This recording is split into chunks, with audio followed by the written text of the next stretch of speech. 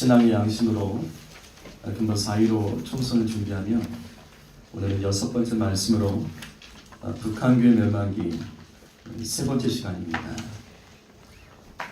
이 사진은 일제강점기 때 북한교회 모습입니다. 복음의 부흥이 당시 북한교회를 중심으로 일어나면서 이 평양은 동방의 예루살렘이라는 별명이 붙을 정도로 많은 수가 예수를 믿었습니다.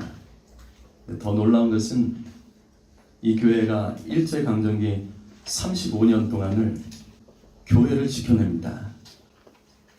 근데 더 신기한 것은 해방 이후에 북한 교회들이 공산주의에서 단 2, 3년 만에 멸망을 당합니다. 북한 교회 멸망은 시대를 분별하지 못하고 공산주의에 침묵했던 북한 교회의 책임입니다. 그 핵심에는 강양욱 목사 그리고 북조선 기독교도 연맹이 있었다는 것을 말씀드립니다. 1945년 10월 14일 날 마침내 김성주라는 사람이 신분을 세탁해서 약 6만 명의 평양 군중 앞에서 보천보의 이 영웅으로 김일성으로 소개돼서 등장합니다. 근데 이때 평양 시민들이 놀래요.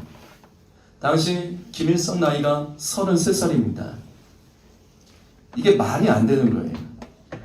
너무나도 젊었기 때문에 사람들이 김일성을 보고 이해를 하지 못합니다.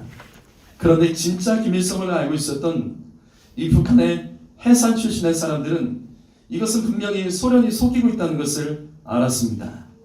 이것에 대한 자세한 내용은 다음 주에 말씀드립니다. 어쨌든 당시 김일성을 의심하는 자들은 소련군에 의해서 시베리아로 다 끌려갔습니다. 그리고 그 누구도 김성주가 보천보의 전투의 영웅 김일성인 것을 의심할 수 없었습니다. 그런 가운데 이렇게 소련군은 김일성을 앞세워서 이 스탈린의 지령대로 해방된 북조선의 전 지역을 행정단위, 시도, 군, 면, 리까지 다 인민위원회로 명칭을 다 바꿔버립니다. 그리고 거기에 대표자들을 농민과 노동자들을 대표로 하는 공산주의 이념의 인민위원회로 조직한 거예요. 그리고 마침내 1946년 2월 8일입니다. 이 김일성이 북한의 각 시도 군면에 인민위원회를 대표하는 이제 총책임 이제 북조선 임시인민위원회 정부 조직입니다. 이것을 만들고 자기가 그 위원장에 올라갑니다. 실질적인 정부 형태로 이제 북한 지역을 합법적으로 통치를 할 수 있게 된 겁니다. 여기서 근데 임시라는 말이 들어가는 이유는 아직 북한 지역의 각 시도 군 읍면에 인민위원들을 주민들이 뽑지는 않았어요. 그래서 임시라는 명칭을 붙여둔 것 뿐입니다. 근데 우리는 이 사진에서 아주 중요한 사람을 한 명 알아야 됩니다. 강양욱입니다. 여러분 북한교회 멸망기에서 우리가 잊지 말아야 될 이름이 이 강양욱이에요. 평양신학교를 나온 목사입니다. 그런데 강양욱 목사가 북조선 임시위원회 서열 3위 서기장입니다. 이 사람은 누구냐면 김일성의 외가 친척입니다.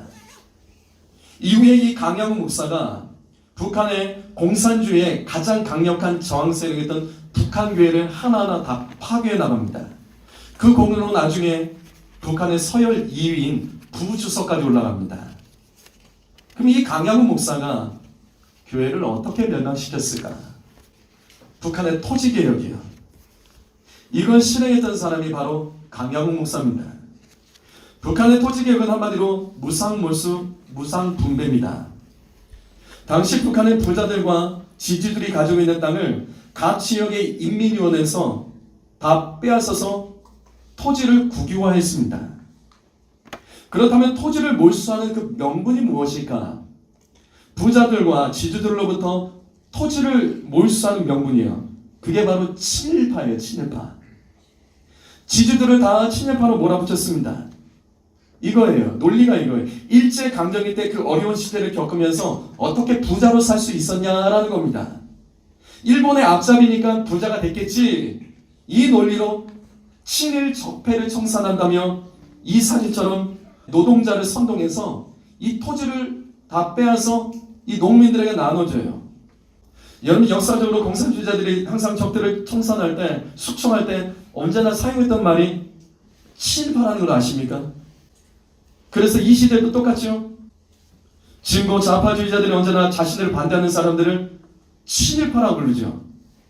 요즘엔 토착 외부라는 말까지 쓰더라고요. 일본과 아무 상관이 없는 사람들도 좌파를 지지하는 이야기면 이 사람은 친일파, 자유한국당 지지하는 사람 친일파, 광화문에 태극기 들고 있는 사람들 친일파, 조선일보, 중앙일보, 동아일보 친일파, 대기업 친일파, 이승만 친일파, 박정희 친일파, 박근혜 친일파, 황교안 친일파, 교회 친일파. 이상하지 않으세요? 그냥 자신들 반대하면 다 친일파, 부자면 친일파, 대기업 친일파. 여러분, 역사적으로 공산주의자들이 반대편을 숙청할 때 늘 사용했던 단어가 친일파입니다. 이같이 강야국은 인민위원회를 통해서 지주들을 친일파로 몰아서 땅을 다 몰수합니다. 그리고 그것을 농부들에게 나눠줘요. 이렇게 해서 땅을 받은 농민들이 얼마나 기뻤을까. 처음에 김일성은 추수한 곡식의 25%만 국가에 바치라고 했어요. 나머지는 거의 다 가져가. 그럴 때 당시 농민들이 김일성에 대한 충성도, 그다음에 인기가 아주 높이 올라갔습니다. 하루에 몇만 통의 그 감사 편지를 받았다는 기록도 있습니다. 그러나 김일성이 농민들과 했던 약속은 지키지 않죠. 공산주의는 언제나 거짓말입니다. 무슨 말이냐면 갑자기 애국미 헌납운동이라는 것을 만들어버려요. 애국미 헌납운동. 이 명목으로 결국은 이 김일성은 소출의 70% 이상을 다 뺏어갑니다.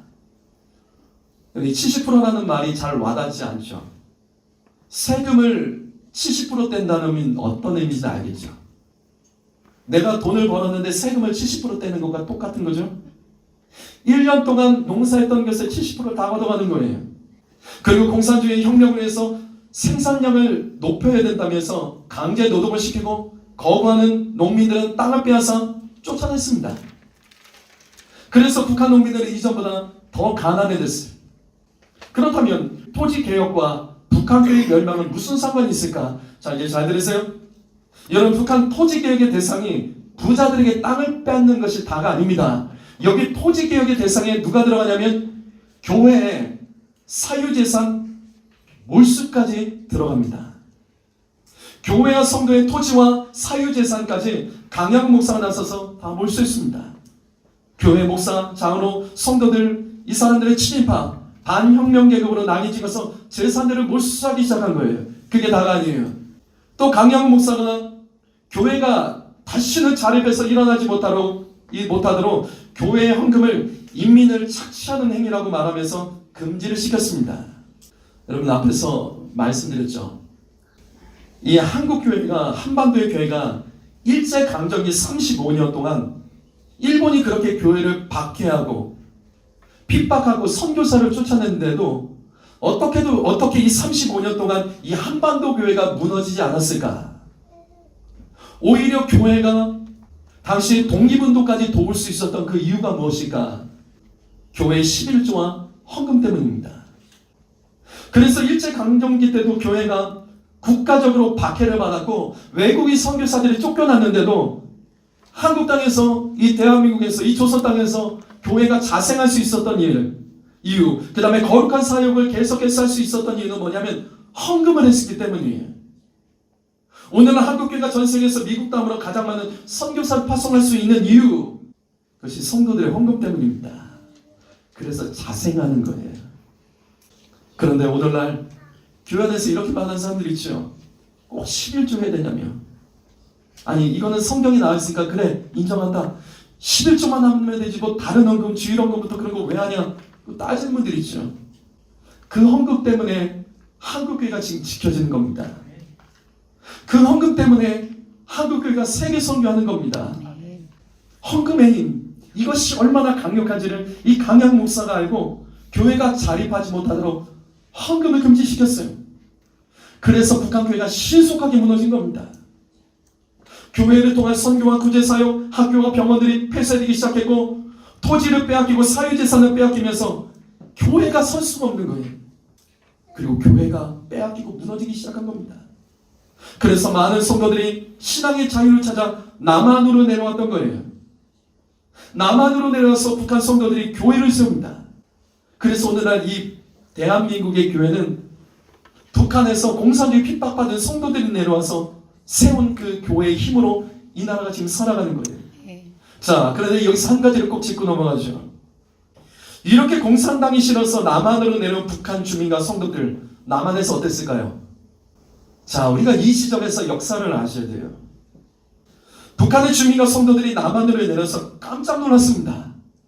공산당을 피해서 남한으로 내려서 깜짝 놀랐어요. 왜냐하면 남한도 이미 공산주의자들에게 장악당하여 각지에서 테러와 도시마다 폭동들이 막 일어났죠.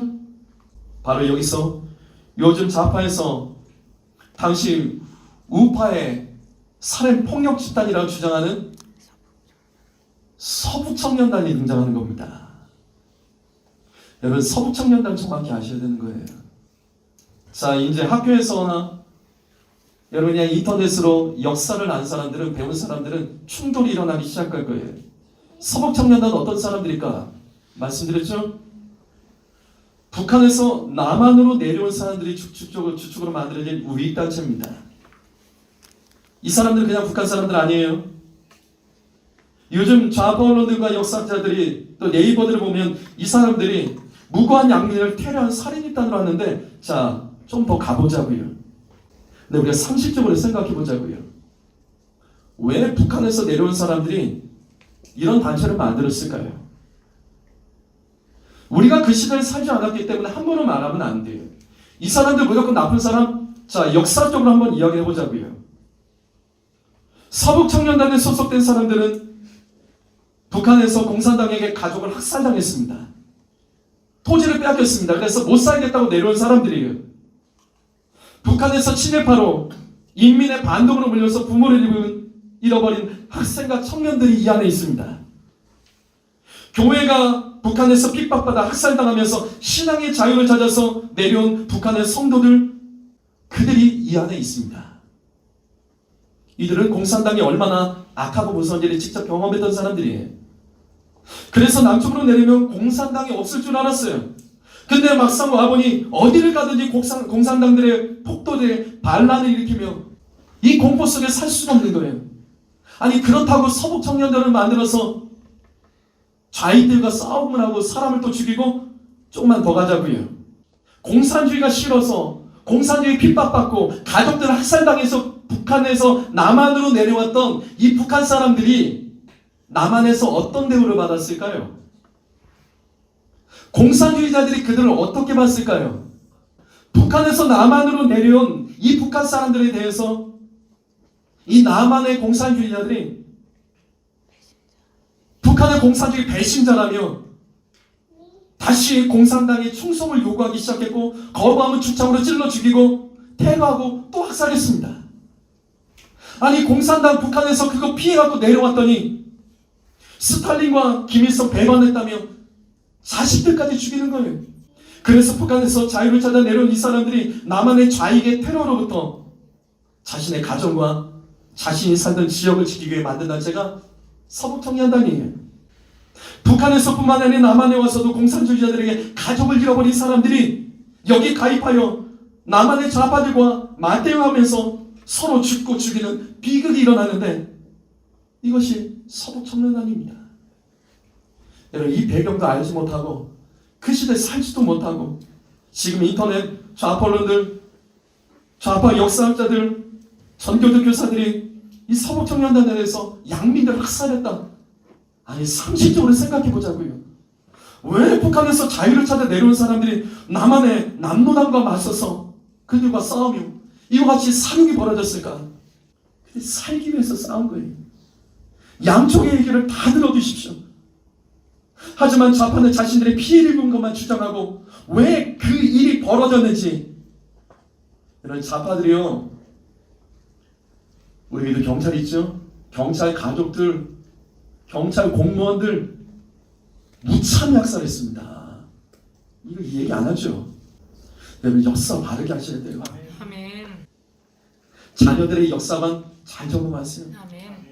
오늘날 이 기성세대와 자녀세대와의 이 세대 차이가 역사관 차이라는 거 아세요? 이것만 하나가 되면 세대 차이 없습니다. 아멘. 다시 북조선 인민위원회로 가죠. 공산주의의 상징은 낙과 망치입니다.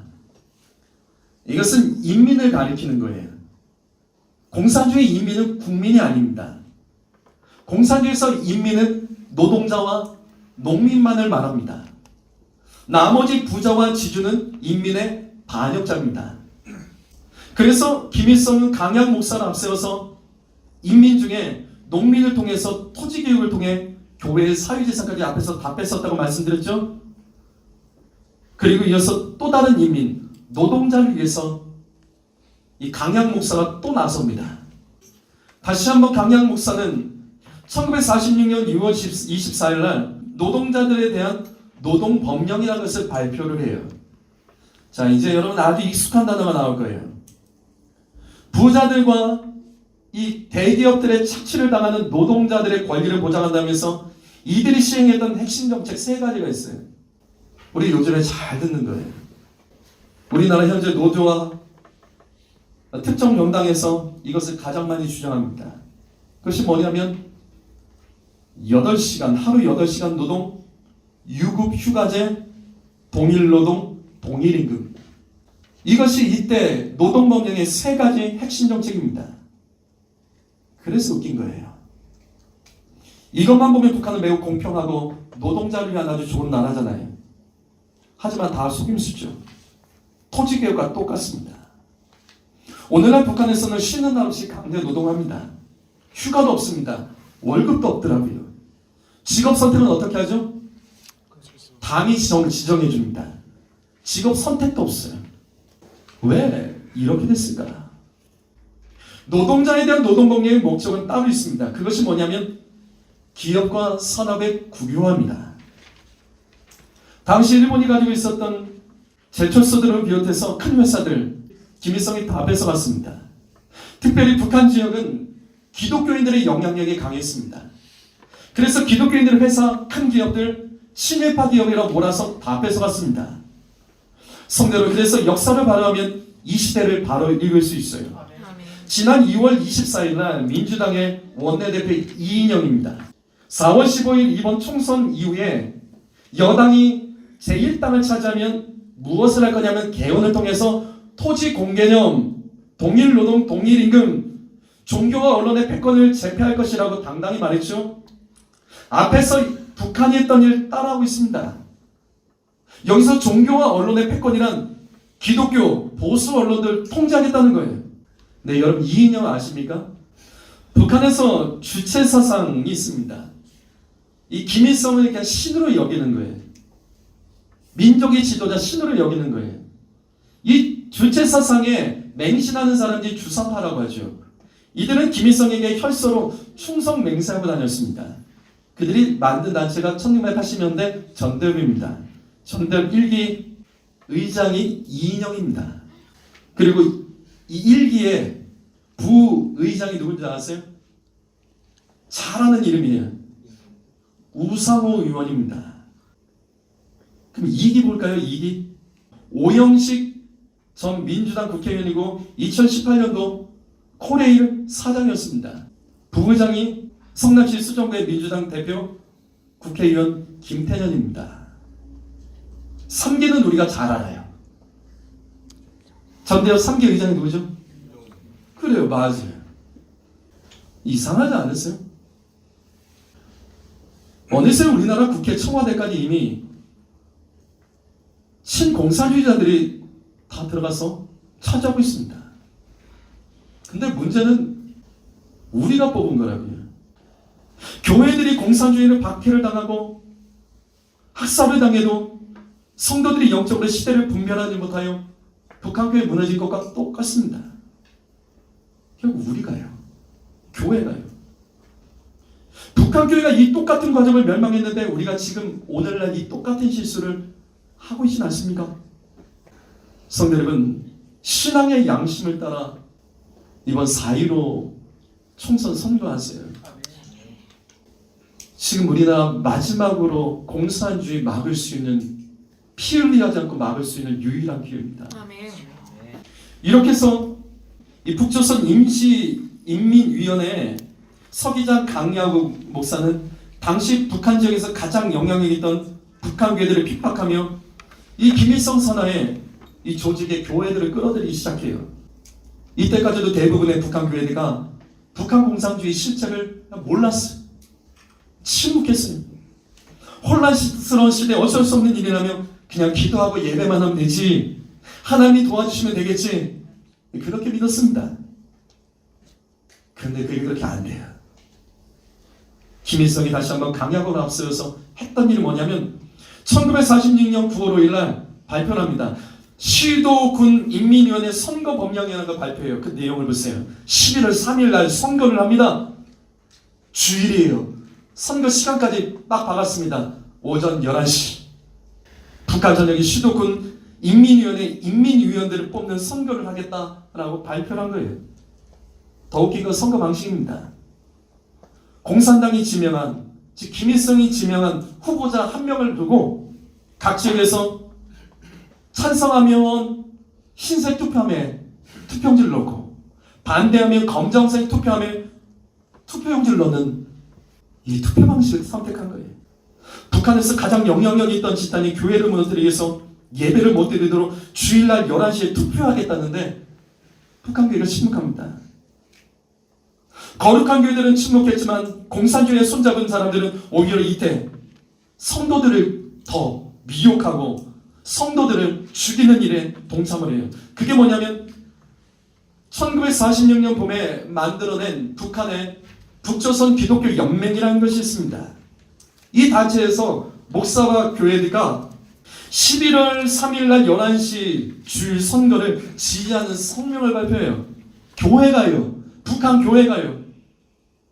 그 내용이 이겁니다. 남한 정권을 인정하지 않는다. 북조선 그리고 선거에 적극적으로 참여를 한다. 김일성을 지지한다. 이 성명서를 발표해요. 그런데 대다수의 북한 교회가 이때도 침묵합니다. 교회가 세상 정치에 관여하면 안 된다는 이 공산주의 프레임에 갇혀버린 거예요. 그러다가 교회가 더 수출당합니다.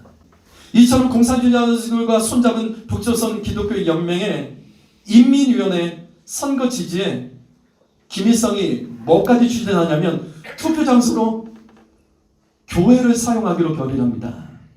그러자 더 이상 북한 교회가 가만히 있을 수 없었어요. 그래서 1946년 10월 25일 날 이 북한의 5도 연합 노회라는 것이 있습니다. 여기서 5가지 결의문을 발표해요. 자, 이 발표 내용이 이거예요. 주일에는 예배 외에 다른 행사에 참가하지 않는다. 두 번째는 정치와 종교는 엄연히 구별한다. 여러분, 이 두 번째 내용을 잘 이해하세요. 이것이 진짜 종교 분리의 원칙입니다. 오늘날 교회에서 이 정치 얘기하면 그런 말 하죠. 교회는 정치 얘기하면 안 된다고? 종교 분리의 원칙을 지키라고? 아니에요. 정확히 하세요. 종교 분리의 원칙은 세상의 정치적인 힘이 교회가 예배할 자유, 교회 행정과 재정 문제까지 관여할 수 없는 것. 세상 정치가 교회에 관여할 수 없는 게 종교 분리의 원칙이지, 교회에서 정치 얘기하지 말라가 종교 분리의 원칙이냐고요. 그래서 세 번째, 예배당은 예배 외에 다른 용도로 사용할 수 없다. 교회를 정치적인 도구로 사용할 수 없다는 거예요. 네 번째는 현직 목회자는 정계에 종사할 경우 목사직을 사임해야 된다. 이 강야국처럼 공산주의에 선신하는 정치권 목사들이 이때 생겨났습니다. 그들이 교회에서 정치라고 성도들을 선동하기 시작하고 미혹하기 시작하는 거예요. 그래서 안 된다. 교회는 신앙과 집회의 자유를 확보합니다. 결국 북한의 장여롱을 중심으로 인민위원회 선거를 거부하는 결의를 했고 김일성과 소련군 사령부에 이것을 제출합니다.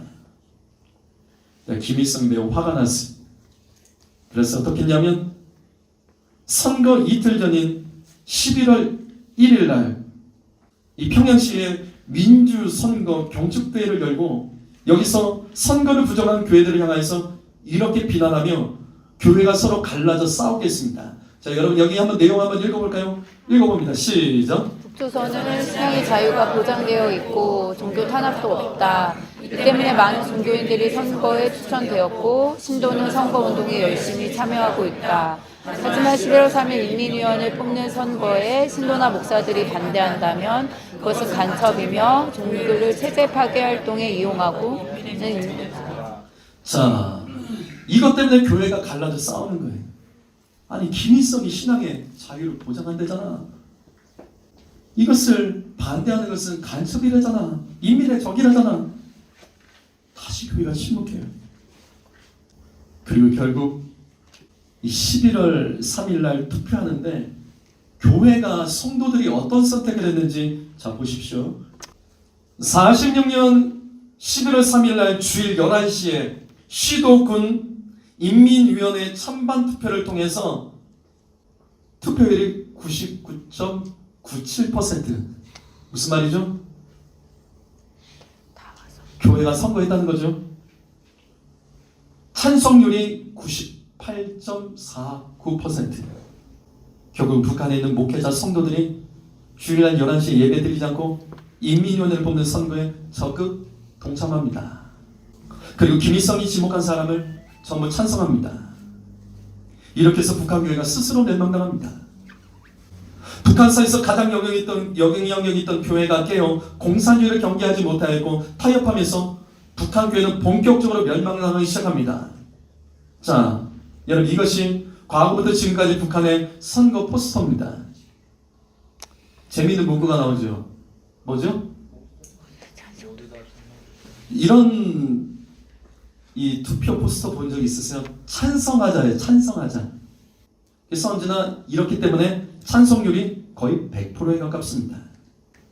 북한에는 당이 지명한 한 사람만이 각 지역에 출마를 합니다. 당이 지정해요. 한 사람만 출마해요. 그리고 1957년까지는 찬성하면 흰색 투표함에 넣고 반대하면 검은색 투표함에 넣고 누가 반대하는데 넣겠습니까? 그래서 언제나 거의 100% 가까운 찬성률이 나온 겁니다. 그래서 세계가 비난하고 이런 비난을 받자 현재는 단일 후보를 투표용지에 OX로 투표함에 넣게 돼 있어요.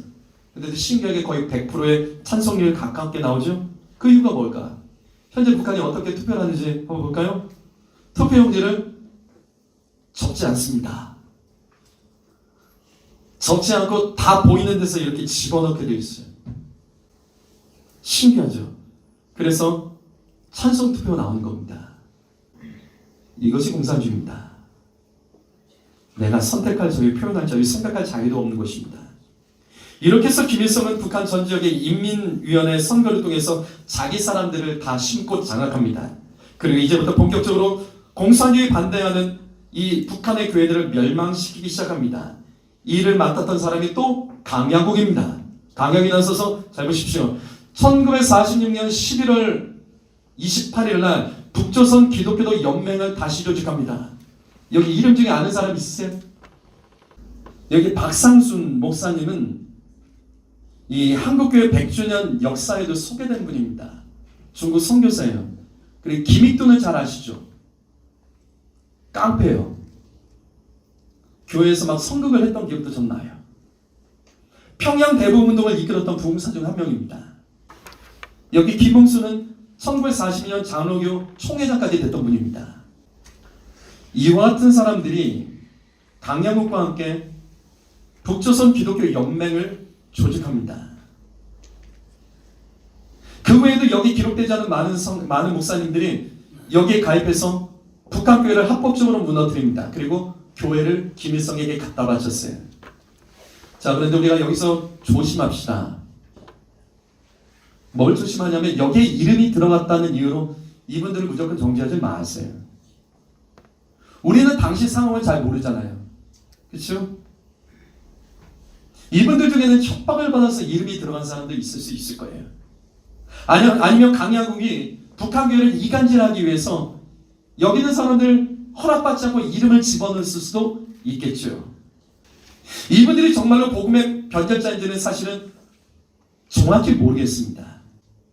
그런데 확실한 것은 뭐냐면 이때 이분들은 공산주의를 영적으로 실체를 분별하지 못한 건 분명한 거예요. 교회를 깨우지 못한 것은 분명한 거예요. 그래서 많은 교회와 성도들이 공산주의 핍박을 당하며 교회가 힘없이 멸망당하는데 이분들이 힘을 보탠 것은 맞습니다. 자, 그럼 이제 뭘 하는지 보세요. 이 북조선 기독교연맹이 뭘 하는지 잘 보자고요. 자, 이렇게 합니다. 본격적으로 북한교회를 명망시키기 위해서 북한교회들이 북조선 기독교연맹 김일성 산하로 들어가도록 강요합니다. 가입하지 않으면 교회를 해체하고 목사 장로들 체포해서 고문하고, 당시 기록에 보면 이 북조선 기독교연맹에 가입하지 않는 교회는 소련군이 데려가서 시베리아로 끌고 갔다는 기록도 많습니다. 근데 더 충격적인 건 예배당 정문에 김일성 초상화를 걸게 했습니다. 여러분, 중국 교회도 시진핑 초상화 거는 거 아세요? 공산주의가 그렇습니다. 또한 목회자를 양성하는 당시 평양신학교, 성화신학교 등을 공산주의를 반대하는 자들은 들어가지 못하도록 막았고, 공산주의를 찬양하는 친공산주의자들로만 들어가도록 했어요. 그래서 어떻게 해요? 교회가 김일성에게 충성하는 집단으로 다 만들어버렸습니다.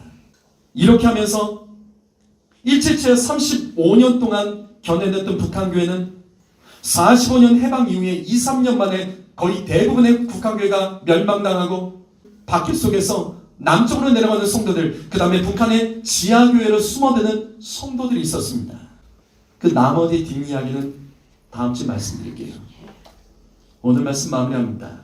마태복음 16장 2절과 3절 말씀 읽어볼까요? 시작. 예수께서 대답하여 이르시되 너희가 저녁에 하늘이 붉으면 날이 좋겠다 하고 아침에 하늘이 붉고 흐리면 오늘은 날이 붉겠다 하니 너희가 날씨는 분별할 줄 알면서 시대의 표정을 분별할 수 없느냐. 북한교회의 멸망의 핵심은 한마디로 교회가 공산주의에 대해서 영적으로 깨어 분별하지 못했기 때문입니다. 예수님 말씀처럼 하늘의 모습만 봐도 다음날 날씨를 예측할 수 있었는데 그 시대에 돌아가는 일들에 대해서 교회와 목회자들이 무관심했습니다. 우리는 복음을 선포하고 복음을 전파해야 되는데 이 시대를 분별하지 못하면 북한교회처럼 무너지는 겁니다. 여러분, 북한교회가 어쩌다가 멸망됐다고 생각하십니까? 아닙니다. 기억하십시오. 북한교회는요, 합법적으로 멸망당했습니다. 이게 무슨 뜻일까요? 어쩌다가 멸망당한 게 아니라고요.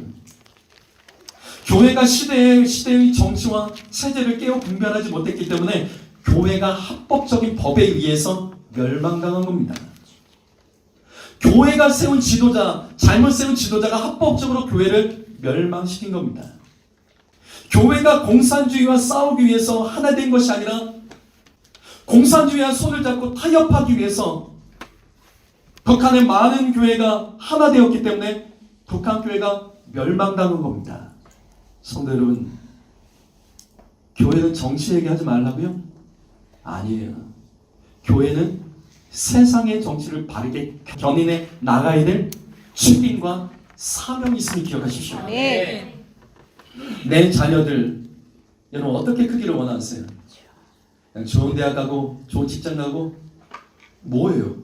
나라가 무너지면 뭐 하겠냐고요. 하나님께서 내 자녀를 가정해 주신 이유는 정말 뭘까요? 가정에서 이 자녀들을 이 국가를 위해, 하나님 나라를 위해서, 그 일을 위해서 헌신하는, 이 시대를 분별하고 깨우며 사명 감당하는 자녀들 되도록 부모에게 허락하신 거예요. 보세요. 오늘날 한국교회 많이 싸우죠. 우리 문제로 싸운다고요. 오늘날 한국교회, 그 다음에 교회 안 나오는 사람들 가장 하는 말이 뭐예요? 가장 많이 하는 말. 교회에서 상처받았다가 안 나오죠. 그러면 교회 나오는 사람들은 상처 안 받는 사람들만 나오는 거예요. 제가 지금 뭘 말하는지 아세요? 왜 나만 보냐고요. 왜 나와 내 가족만 보냐고요. 왜 시대를 볼지 못하냐고요. 왜 하나님께서 나를 이 땅에 태어나기 신 그 사명을 볼지 못하냐고요. 이 말씀 볼까요? 히브리서 5장 14절 읽어보십시오. 시작. 단단한 음식은 장성한 자의 것이니 그들은 지각을 사용함으로 연단을 받아 선악을 분별하는 자들이니라. 이 말씀 해석해 보십시오. 단단한 음식을 먹을 줄 알아야지 선악을 분별할 수 있습니다. 아멘. 단단한 음식을 먹을 줄 아는 자가 영적으로 성장한답니다. 여러분 듣고 싶은 말씀, 나를 인정해주는 말씀, 내가 편한 말씀, 내 마음에 받아들이는 말씀만 빨아먹지 마세요. 아멘. 오늘날 한국교회가 무너진 이유는 빨아먹어서 그래요. 예배 나가서 빨아먹는다고요. 나만 바라봐달래요. 아니요. 교회는 병원이 아닙니다. 아멘. 교회는 분대를 만드는 곳입니다. 아멘. 약해져서 그런 거예요. 그러니까 내 마음, 내 감정 거기에 따라서 예배가 됐다 안 됐다, 찬양도 됐다 안 됐다, 예배도 드렸다 말았다, 시험에 들었다 상처받았다. 아니요. 그걸 이겨야 된다고요. 아멘. 이기려면 단단한 음식을 먹어야 돼요. 아멘. 내 생각과 내 사상, 고정관념 충돌이 있더라도 그걸 무시하며 하나님 말씀으로 다시 이기려고 나가십시오. 아멘. 사명이 있다면 그렇게 하겠습니까? 하나님께서 나를 깨우시고 이 시대에 사명을 주시는 그 음성을 느끼기 위해 힘쓰셔야지. 내 마음 편한 거, 야 어느 교회 갔더니 말씀이 좋더라, 아니라고요. 받아낼 능력이 없으면요 아무것도 안 되는 거예요. 내가 알고 있는 지성과 충돌함이 있더라도 단단한 음식을 좀 씹어 먹으려고 애를 써보십시오. 영적으로 내 마음에 들지 않는 말씀, 꼭 나를 지적하는 말씀, 죄를 지적하는 말씀, 이거에 못 있겠어. 그게 아니라 죄에 충돌함이 있는 말씀은 여러 회개하러 하나님 주신 것이지 상처받으라고 주신 것이 아니잖아요. 왜 교회에 와서 서로 싸우냐고요. 왜 상처받냐고요.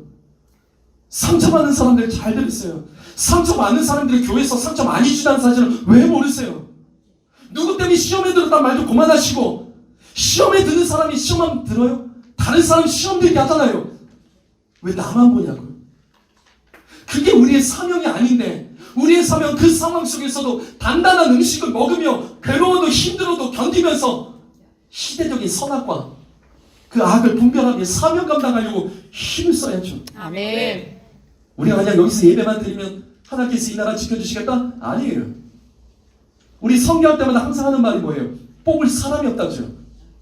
똑같습니다. 하나님도 쓰실 사람이기 때문에 우리 수준만큼 이 땅 가운데 이렇게 하시는 거예요. 하나님이 하시는 일은 다 옳습니다. 아멘. 한국교회가 왜 무너집니까? 왜 수치당합니까? 세계에서 교회가 제일 많은데 어떻게 자살률이 세계 1위에요? 이혼율이 세계 1위에요. 아세요? 교회에서 목회자들이 이혼 설교 못하는 거? 들어본 적 있으세요? 그분들에서 뭐라고 그러는 게 아니에요. 시대적으로 지금 이런 시대가 됐다고요. 한국이 음란사도 보유율이 전 세계 1위입니다. 낙태가 전 세계 1위고요. 이건 어떻게 설명할 거예요? 술, 담배 갈까요? 여러분 술, 담배 하시는 분이 있죠? 정말 그렇게 사실 거예요? 정말 그렇게 사실 거냐고요? 선교사가 이 땅에 들어와서 한국 성도들 술, 담배 먹으면 이 나라 망한다고 막았는데도 지금 어때요? 전 세계 세 손가락 듭니다. 우리나라가 술, 담배가요. 우리 자녀들이 음란하고, 우리 자녀들이 술, 담배하고, 우리 자녀들이 마약하고, 이런 아이들이 지금 있는데 부모가 몰라요. 몰라요. 모른다고. 결국 우리가 이렇게 만든 거예요. 단단한 음식을 먹이려고 하지 않고 편하고 쉬운 거, 그냥 좋은 거, 그거 없습니다. 로마서 12장 2절 말씀 읽어보죠. 시작. 너희는 이 세대를 본받지 말고 오직 마음을 새롭게 함으로 변화를 받아 하나님의 선하시고 기뻐하시고 온전하신 뜻이 무엇인지 분별하도록 하라. 아멘. 이 세대를 본받지 말아야 됩니다. 아멘. 이 세대의 시대적인 사상, 풍조, 문화 분별할 줄 아셔야 돼요. 아멘. 이 시대의 정치, 체제 물들어서 시대적인 그리스도의 양식, 사명 이거 갖다 버리지 맙시다. 그리스도인이 국가의 정치를 하나님의 뜻 안에서 올바르게 보고 견인하지 못하면 교회가 무너집니다. 4월 15일 날 총선을 위해서 기도하십니까? 사랑하는 성도 여러분, 목사는 성도들을 위해서 좋은 말 해주고 격려해주는 사람 아닙니다. 진짜 목사는 깨우는 사람이 목사입니다. 아멘. 저는 이 나라를 깨우고 싶고 성도들을 깨우고 싶고 이 나라가 공산화되지 않기를 바라고 종교의 자유를 가지고 우리나라가 세계 선교하는 나라 되기를 원합니다. 아멘. 이 나라가 세계 10만 선교사 파송하는 나라 되기를 기도합니다. 아멘. 우리 교회가 1만 선교사를 감당하는 교회 되기를 기도합니다. 아멘. 한국이 창피한 나라가 아니라 정말 선교하라고 하는 주신 그 축복을 가지고 우리끼리 까먹고 있다가 지금 이렇게 된 거예요. 지난번에 선거 누구 하셨습니까? 투표 누구 뽑으셨습니까? 기도하며 뽑으셨습니까? 뭐에 따라 뽑으셨습니까? 왜 투표가 중요하냐고요? 우리가 뽑은 사람들이 이 나라를 이렇게 만들고 정치를 만들고 우리는 따라갈 수밖에 없기 때문에 그런 거예요. 기도하면서 좀 하자고요. 아멘. 기도하면서 이 나라를 다시 살려내고 선교하고 사명 이루어 가자고요. 아멘. 기도하겠습니다.